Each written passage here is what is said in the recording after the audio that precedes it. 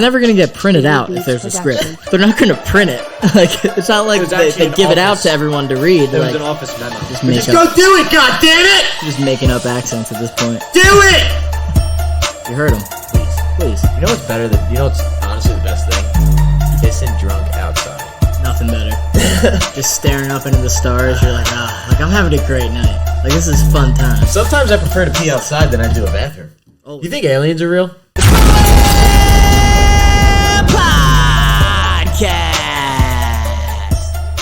Ladies and gentlemen, welcome back to the Pro Am Podcast. Just a couple of amateur athletes talking pro sports. I'm Sam Cohen. I'm Rajesh Kuthapalli. I didn't think you were actually going to say it. Oh, I did it. I like that. Can't say that name one time fast, let alone three. As you all know, March Madness Tournament Challenge. Oh, yeah. After the first two rounds, we have our standings. RJ, take it away, pal. All right. So, honestly, just want to say first, we got like 30-something people in here. Thank you to everybody that joined. Appreciate it. You all.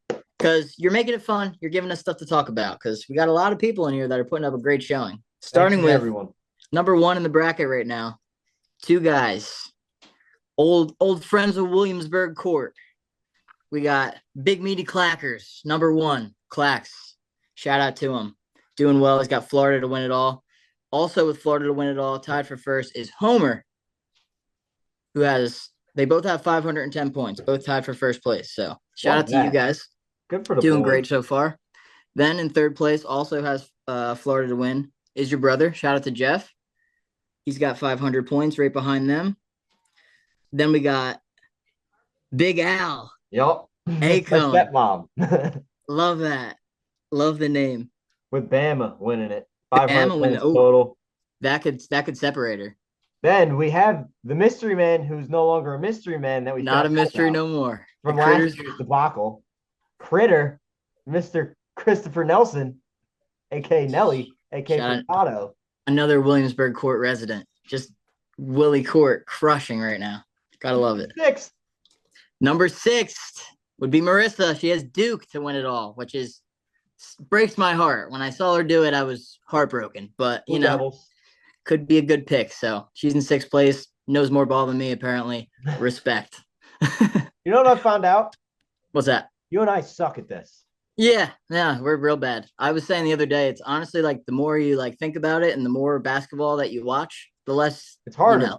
It's a lot harder because you think you know everything and you're like, oh, this team played well this one night that I bet on them, and then they get smoked by a team that's actually good. Or you pick the team and you're like, nah, I think the other team's going to do it. And then you were right. And you're like, should have stuck with my gut. Yeah, like Creighton, when I took freaking Creighton and then switched them to Louisville and took Louisville to go to my Elite Eight, and then they got bounced immediately. But yeah, it's a complete crapshoot. Absolute At the end of the crapshoot. day, it's a complete crapshoot. I mean, Yeah, but that's why it's madness. You can know as much as you want about the game. You're still, Yep.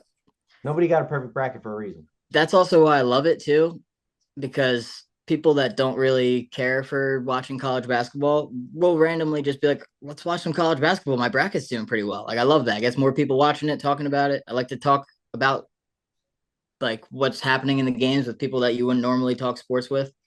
It's a cool way to interact. And I think that's also the magic of March Madness and why it always gets so much eyes on it. Agreed. Like, just like how a Cinderella team, you never know, they could make a run. Like some random person that doesn't know shit about college basketball. Like a can make the whole McNeese. thing.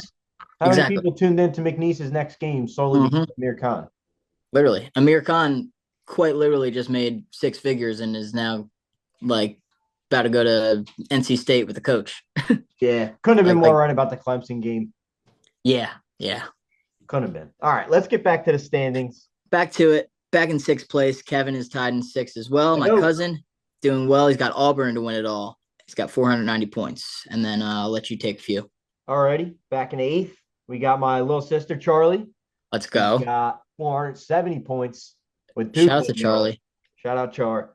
Next up, we got a good old pal, Jules Focarelli. Shout out G Money. Shout out to King, my guy. He's Got in- Auburn. Yep, he's in 9th, 460 with Auburn. Next, we got your cousin, Pete, Pete O'Connor. my dog. He's got 460 as well, tied with Jules. Also has Duke to win. He also works at Duke now. He really. Yeah, has a job at Duke. Well, Works good for there. him. Now he's a Yeah. full devil.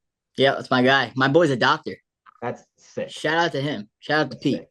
Can't wait to see you soon, pal. In ninth place, we got you. No, we don't. No, that's We my got your dad. father, That's Bigger Pops' Ron. birthday today. Shout Happy out to birthday, him. Big Happy Ron. Happy birthday to birthday, my Big dad. Ron. Go Vols. That's a T for Go him. balls. Tease up. Tee him up. 1-4 push. Go on. Yep, love that. Shout out to Big Ron. Shout out to Chaz Lanier, Tennessee. I love that pick because they're going all the way. Next up, we got Greta Brackett. Love it. Who's Greta Brackett? Greta Walter, my little sister's friend. Love it. 460. She's got Kentucky winning it all. Next, That's next, wild. I think we have last year's winner. Yeah, Place, right? my boy Nick With the Dennery. bracket coming in with Hi Mom. Yep. So shout out to Nick's mom, Mrs. Dennery. Great woman. Very nice. And he's got 460 with Florida winning, also tied for ninth. And the last three spots that are kind of the last people that have a chance, we have Brennan, Sean Wallace, and Jockstrap. Yep. They're all what, 15th? They're all 15th with 450. And it goes Duke, Michigan State, Duke. And then if you go one more slot down, you'll find me, the number one podcast in the world, the Pro Am Pod. Make sure you subscribe, by the way. I got Tennessee. I have 440 points, but don't think I'm winning this thing. You could be me. I'm in 28th, tied for 28th. Here we go. With 400 total points. Tennessee winning it all. I got a future on Tennessee, so I just need them to win regardless. As well, 400 beans for me if Tennessee wins it all. All right, let's get into a little Sweet 16 talk. Yeah, let's chatter about it. Chatter. What game you want to talk about first, friend? Well, I would say let's talk about this.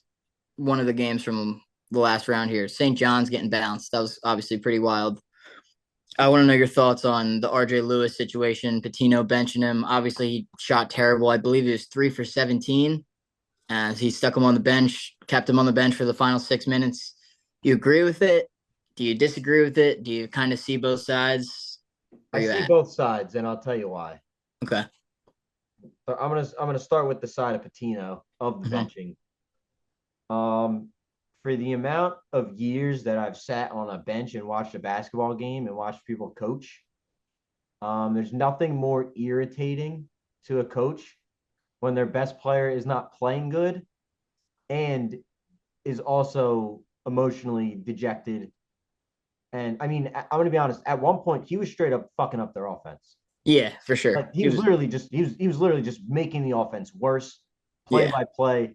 And the attitude that he had was kind of a I gave up attitude and I'm just going to play for myself now. And fuck my teammates.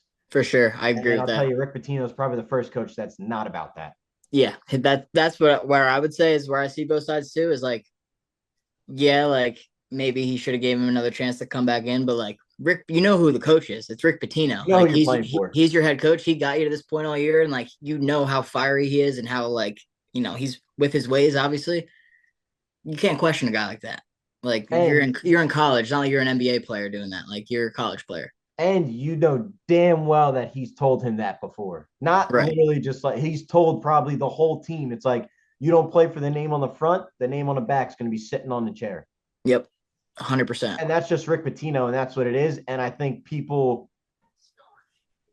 either don't know his legacy good enough or know enough about him to, I guess, judge on it. But at the same time, it's like Rick Pitino 20 years ago would have done that. And Rick Pitino 10 years from now at 80 years old would still do that. And if 100%. You asked him, he wouldn't think twice about it.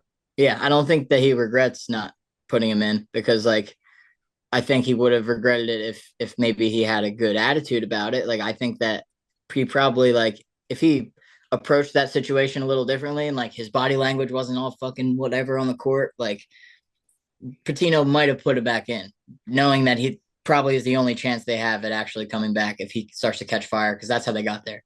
Now, that's my counter. That's where I see that's what I see on the side of RJ is Hank said it on part of my take, so I'm just going to steal it from him. He said, "Fair, you got to stay on the horse you rode in." Yeah, like he's the reason that they're there. Their offense wasn't very good this year, if you ask me. Like he was the guy that produced. And then when your second best scorer fouls out in Kadari Richmond, it's tough to take him off the court because now you're searching for offense from guys that don't not know how to create it, but don't know what to do with their ball in the hand, with the ball being in their hands more than Yeah, they're used to. they're not the shot creators of the offense. They're the guys that are, doing all the little things, and now they have to become scoring options and create their own shots and things like that. And that's why they look like shit. They're just chucking bricks and like And then you throw in the pressure cooker of them being in their first tournament in the round of 32 playing against Cal and Arkansas. On a facts. national level, all eyes are on this game. This was probably the most watched game of the round of 32, if I had to guess. Yeah, I mean it was the best one for sure. It was a And it great probably, fucking game. besides Maryland, Colorado State, it probably was the best one. Yeah, I forgot about that buzzer beater But at the end. I think it was tough for him to take him out with the situation. But again, I think Patino's stuck in a Patino end. I don't think he's ever going to get out of it. And I don't blame him Agreed. for it at all. That's the man that Agreed. he is. And I respect anybody who stands on what they believe in and just continues to do that no matter what. And they'll live that way and they'll die that way. And Yep, that's I like Patino it. when it comes to that. I don't even really have anything to add because that's like spot on how I feel about it. Like I can see both sides. Like I understand why RJ Lewis might be pissed. I understand why Patino didn't put him back in. I think there, you know, could have been a situation where he did come back in, but I don't think RJ Lewis handled it in a way that made him deserving of it. So Patino's not going to budge because he's Rick Patino. Yeah. And truthfully, I think they both didn't handle it correctly. But yeah, honestly, And I like blame that on the pressure of the game. for I think sure. Like I think the them looking up at the scoreboard constantly and seeing the time run out and the scores not change a whole lot in terms of deficit yeah, definitely got a panic because I mean this was their definite first do or die moment they've ever faced. This was the for first sure. moment where they were like, your back's really against the wall and like put up or shut up. And I think they messed up on both sides. I'm not blaming one, I'm not blaming the other. I I mean, to agree be honest, St. John's flat out 100%. played bad. They didn't shoot the They ball did. well, and they weren't defending. And Arkansas was flying all over the court. They just didn't play a good game. And Yeah, any team in the tournament, you can catch any team on a bad day. It does. that's That's the facts. magic of the tournament is that you've never seen one of these teams before. They've never seen you. You don't know what you're getting. They don't know what they're getting. So the crowd, we don't know what we're getting, and that's the magic. Exactly. That's the madness. You couldn't have said it any better, honestly. So that's how I felt about that situation. It was very interesting. I also thought with the amount of time left, it truthfully didn't matter, in my opinion. Yeah. It definitely just takes big fat balls to do that too by Patino, just to take your best player out and not put him back in. He's playing like shit. He's not playing like a good teammate, so he's not going to Yeah. play on the court. Yeah, Like Patino's all about respect. the name on the front before the name on the back, and Yeah. he'll die to his grave with that. Yep. And St. John's fans can't really say shit about it because he just pulled their St. John's fans entire program. bowing down to him. Yeah, like they haven't been relevant since what, the 90s? I think the last tournament win, like Big East tournament win, was in the early 2000s. Yeah, it was a long time ago. So he definitely It's been definitely deserves credit. at least 2 decades. Yeah, How about his absolutely. son, huh? Coaching Yeah, no. now. Where's he going? Xavier. Xavier. Okay. Yeah, I thought that was interesting. What's it called? Texas fired their coach, A right? lot of teams Also, did. Iowa. yeah, but it's that's another thing I wanted to bring up. It's insane that the transfer portal is open right now. Like in the middle of the tournament, like that's just so crazy. Like it shouldn't be that way, in my opinion. Like coaches and players should not be able to be like. I mean, you can be able to go have meetings and talk to coaches and stuff, but like it shouldn't just be all over the place. Like, oh, this guy's going here, this guy's going there. Like this guy's playing a game tomorrow night, and now he's Yeah. talking about going to a team in the same conference, or like I don't know. It's just like kind of nuts to me. Well, unfortunately, we're kind of in the experimental phase of this. Yeah, really nothing anybody can do about it. And, It's just like, and it's probably going to run off of trial and error. And this is one of the trials, probably. yeah, for sure. There's going to be a lot of mistakes. Then they're going to look back and be like, we'll see how this tournament shakes out because there's a few teams that are like really homegrown, like Michigan State, for example, for their starters started playing college basketball in Michigan State and are still there playing. They have like maybe one guy transferred, I think, from Tulane, if I remember correctly. Probably had like a transfer too. Probably Yeah. a red shirt guy or something like that. Right. And then Purdue, all five guys are from Purdue. So like there's a couple other teams that have mostly guys that are homegrown. And I feel like if those teams end up being the teams that are in the Final Four or like that team wins the national championship, players might see that, coaches might see that, and like really try to hammer home, like, all right, let's build something in one place and stick with it because Yeah, that's what wins a championship. yeah. Another thing that I We'll think see though. adds to it too is like the turnover in coaching. Yeah, a lot of it because like you go to a school to For the play for this coach. coach. Yeah, or yeah, it goes either way. But like you go to a school to play for this coach, and then that coach just leaves. Why are you staying? And then vice versa. You go to this team that has all these great players, and then they all go. Now you got to recruit your own team. It's like that's not what I signed up for. I came here to coach this guy. Exactly. And like from the player's standpoint, who's to say the next coach is going to even like you? Yeah, exactly. Like He you might might be a just get coach that benched. literally was on his recruiting board and you said, get that kid the fuck off my list. Yeah, exactly. And you have like coaches might have preconceived notions about like what kind of player you are, and they've never coached you before, and then you're now at a disadvantage to get minutes compared to a guy that he So brings in himself. it is tough and it stinks. And I understand the criticism it's getting, but I also think it needs to happen because I don't think it'll get fixed unless something like this were to happen. Yep, I agree 100%. That's really the only way to make it. Like you got it. We need examples. We've never done this before. We don't know what we're doing necessarily, to be honest with you. Facts. Not we. The NCAA doesn't really know what they're doing, and Yeah, we know exactly what we're doing, but they, and it, they have and it no is and clue. isn't their fault. But like Yeah, we know what we're doing. We're making bets. yeah, we're locking them in. We're firing them off. I'm just on a heater this March, honestly. I I keep getting down to like my last 20. I put in $70 to start this tournament and I get down to $25 and get back up to like 125 every time. Yeah, Like I've living on my last breath. definitely been there doing that, where it's just like I'm still betting only because this original deposit I made months ago is still alive. And then I just back against the wall, hit some stupid parlay, and then it's like, all right, I guess I got another couple weeks here. That's literally how I've been doing it this whole tournament. Yeah, I've been to my and I'm like, screw it, I'm putting it all on this team. Here we go. Let's yeah. make money. And then it hits and I'm like, all right, let's put in a four-legger that's gonna lose by one. Mhm. Got to give a quick shout out to John Corelli. Me and him cooked up a parlay the other day. I texted him. We were just talking about the games, everything that was happening. We were kind of on the opposite side of like everything that day. So we were like, all right, let's find like what we agree on here. We agreed on Colorado State plus 7.5 and Ole Miss money line. Locked in a two-legger, threw $85 on it, won 500 beans. There you go. That's fire. Easy. Quick little two-legger, never a sweat either. Like Colorado State was in the game the whole time, always covering, and then Ole Miss blew out fucking Iowa State. Forget what I placed it probably, but I forget what it was. What? It did hit. Don't ask me why I have the AEW on TV right now. Oh, wrestling's wrestling, pal. That's true, but like, where's HBK, the Heartbreak Kid? Oh, I had Bama 1.5, Duke 8.5, Colorado State plus 12, and Michigan State -3. Back down to my last $25. You can't see that. There it is. I made 122. So that's what we roll with for Respect. 16. Respect. One of your son's crazy? Yeah, what's that? I think Maryland shocks the world. Think so? I was looking into that like a little bit. I'm so tempted because like I'm rooting for Maryland. Obviously, I want them to make a run. Think Florida's so damn good, but like Florida didn't look that great in the last game. Like, we'll see. But I think this could be a shot in the dark. I think Maryland shocks the world. I love it. Crab 5, baby. Crab 5.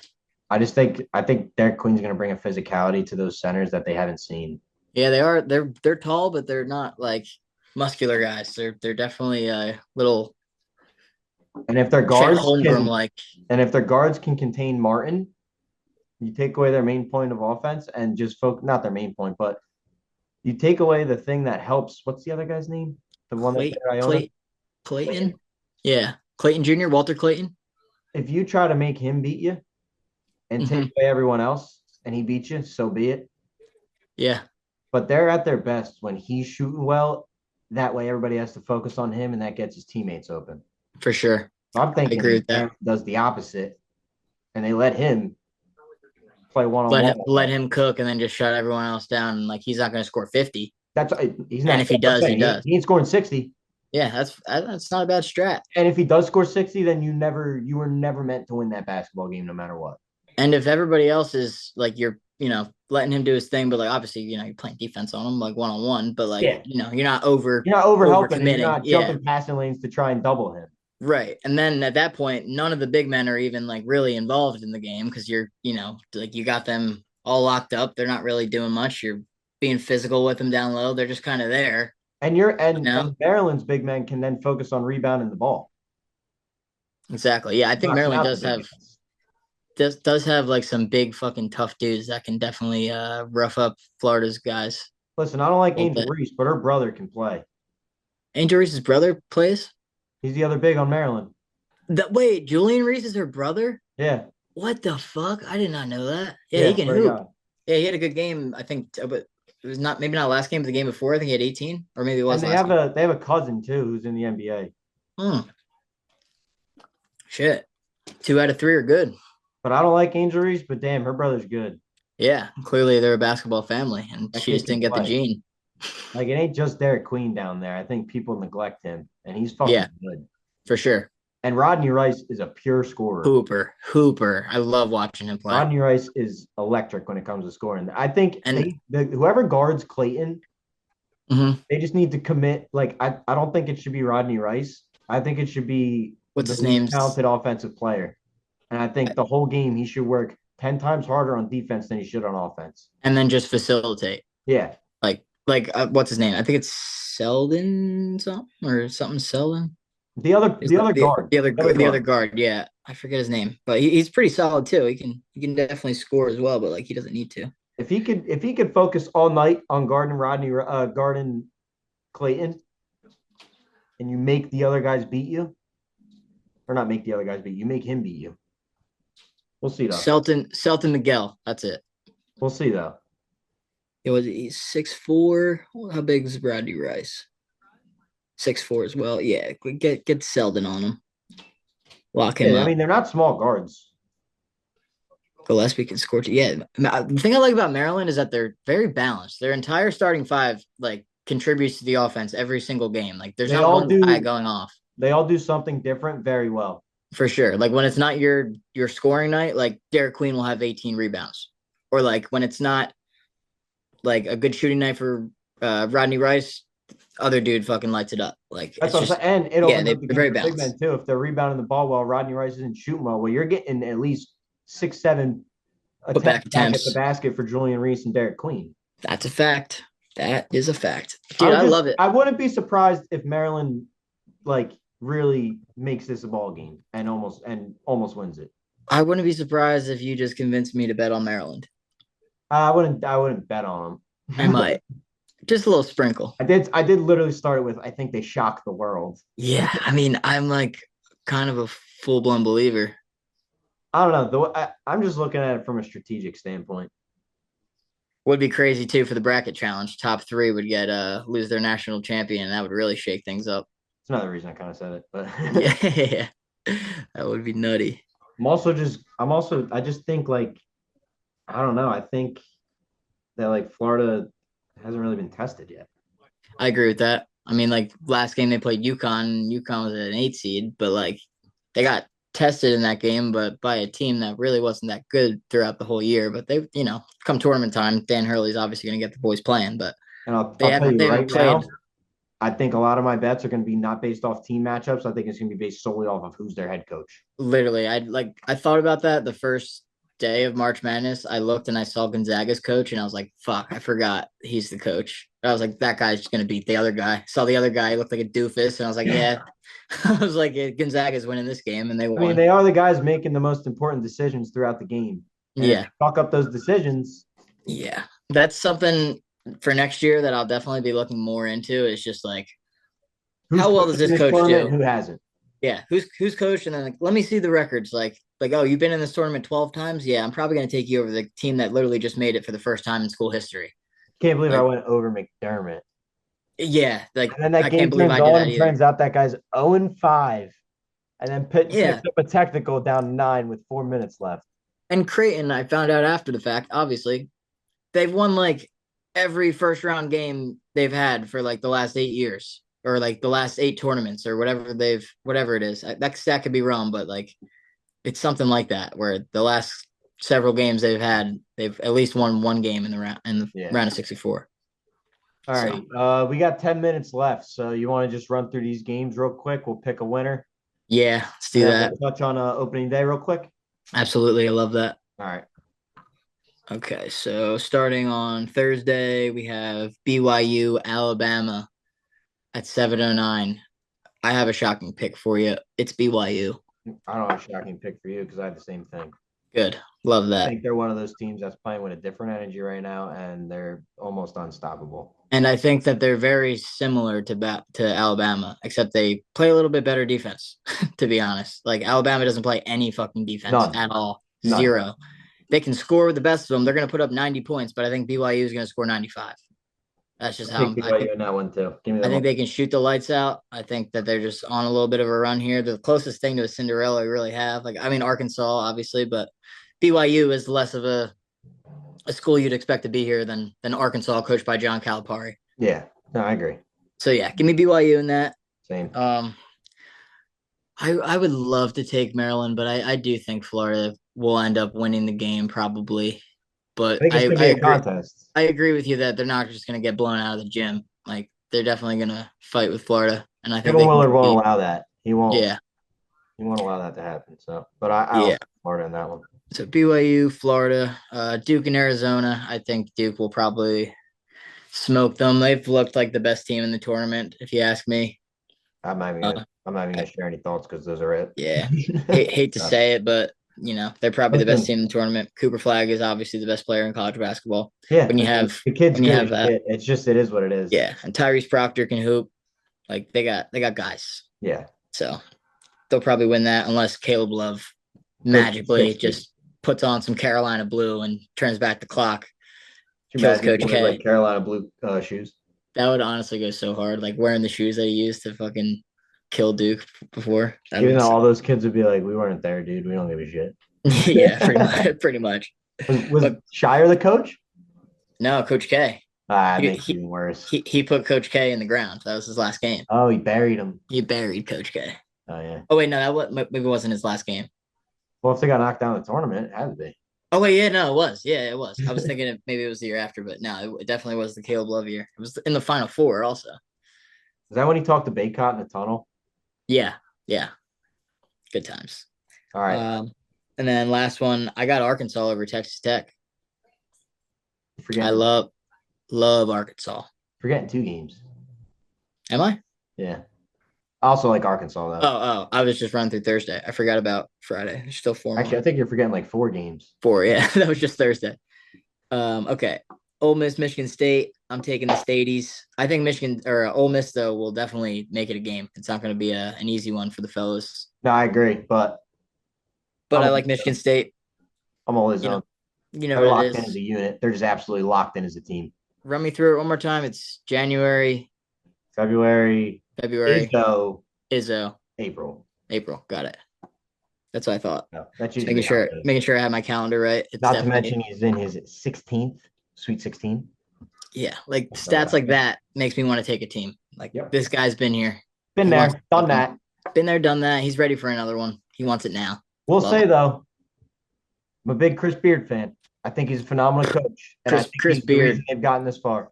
he deserves credit for sure. I mean, he took a lot of Texas Tech teams to the Elite Eight, Final Four, national championship, and then he just goes over to Ole Miss. Got to do the same Excellent thing. coach. Hell of a coach.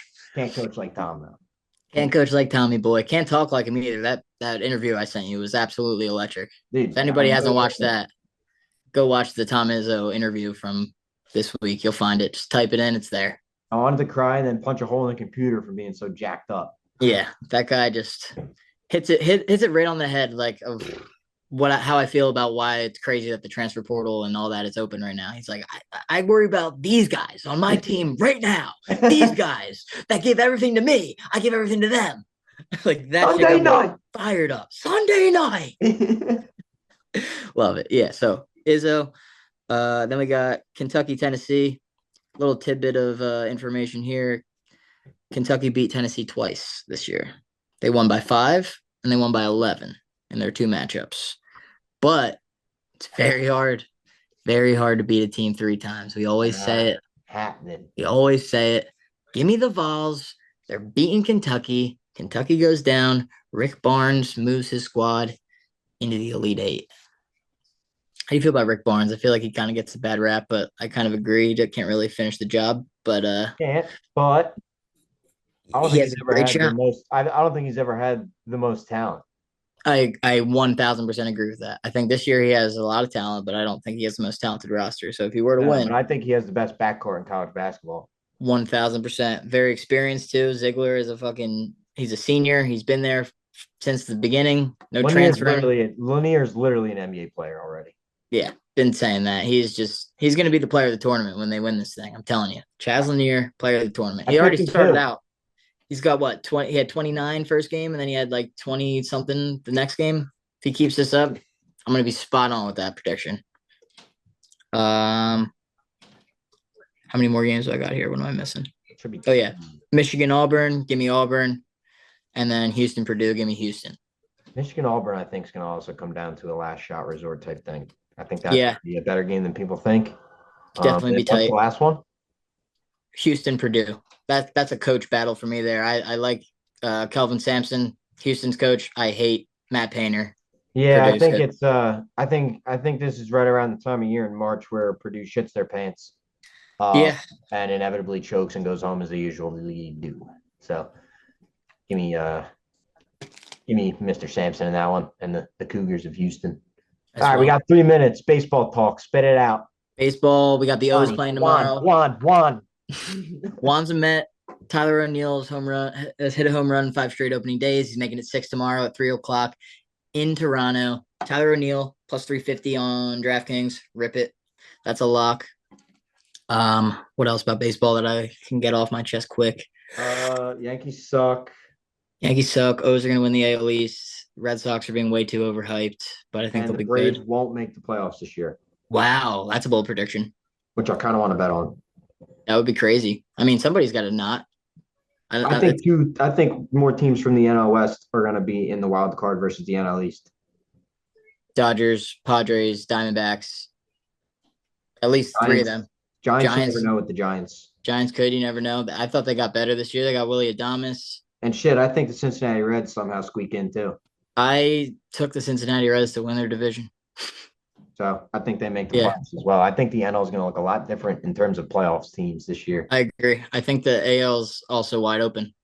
AL Like, is, in my like opinion, wide open, so. especially with the amount of, I don't care what anyone says, with the hits the Yankees have taken. Yeah, Like, there's not one team that is clear cut better than the rest, and I think that the Yankees aren't even the fourth best team in the sleeper AL anymore. team for me in the AL, you're not going to really like this, but I think the Red Sox got a damn good roster. No, I think they absolutely do, and they'll make the playoffs. But I think that people saying they're going to win the division is a little nuts. I don't know about division, but I think they'll Yeah, definitely be a I wild card team. I definitely agree with that. I think that they would be a wild card team as well. And I I mean, think they'll if finish they better stay than the healthy, Yanks. I'll say if they stay healthy, because like the Yankees, the Red Sox probably have even worse injury luck. I feel like they are just destroyed by injuries year in and year out. And like Trevor Story is going to play for 20 minutes and then break his leg. So like I don't know, but they have a lot of young talent. So I kind of agree with you there. Like any of those guys come up and produce, like Roman Anthony or forget the other dude's name. Marcelo Meyer, Yeah, that him. There's another guy too, another top prospect who's like I think he's number 7 overall in baseball, and pitcher. he's a infielder outfielder. I think he made the roster too. What's his name? Fuck. Let me check the fantasy baseball lineup real quick. How much time do we have left? One less than 1 minute. All right. Well, this is the Pro Am Pod. Thanks for listening, everybody. Make sure you subscribe, follow us on YouTube, Instagram, Twitter, TikTok, all that good stuff. I'm RJ Tamillo. Sam Cohen, catch y'all next time. Peace.